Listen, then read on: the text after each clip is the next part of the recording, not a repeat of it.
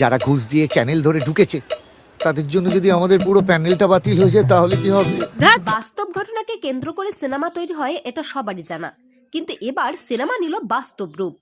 সম্প্রতি হাইকোর্টের এসএসসি চাকরি মামলার রায়ের সাথে হুবহু মিলে যাচ্ছে 2023-এর ডিসেম্বরে রিলিজ হওয়া দেব অভিনীত প্রধান সিনেমার কিছু অংশের।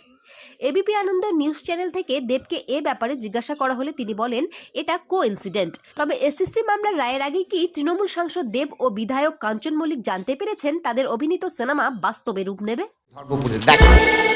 হ্যাঁ, তো তুমি তো পরীক্ষা দিয়ে পেয়েছো, তুমি ভয় পাচ্ছ কেন? ভয় পাচ্ছি কেন? আরে বাবা, যারা ঘুষ দিয়ে চ্যানেল ধরে ঢুকেছে তাদের জন্য যদি আমাদের পুরো প্যানেলটা বাতিল হয়ে যায় তাহলে কি হবে? ধ্যাৎ, সকাল সকাল যত সব বাজে কথা।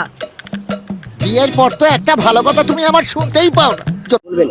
কিছু বলার নেই। এই যে হ্যারাসমেন্ট, বেকার হ্যারাসমেন্ট, এগুলো আমরা কেন সহ্য করবো? এই হ্যারাসমেন্ট গুলো ভালো লাগছে না একেবারে। হ্যারাসমেন্ট তো যোগ্যতা অনুযায়ী চাকরি পেয়েছি, সমস্ত ভেরিফিকেশন করে, ভাইবা দিয়ে, রিটেন পরীক্ষা দিয়ে, এখনো আমাদের কাছে সেগুলো সব আছে প্রমাণ। ইভেন আমাদের অনেকবার ভেরিফিকেশন হয়েছে, তারপরেও বারে বারে আমরা ডিআই অফিসে এসে কাগজ জমা করেছি এই অযোগ্যদের জন্য। তারপরে এসে এখন হঠাৎ করে শুনতে পাচ্ছি যে চাকরিটাই নেই।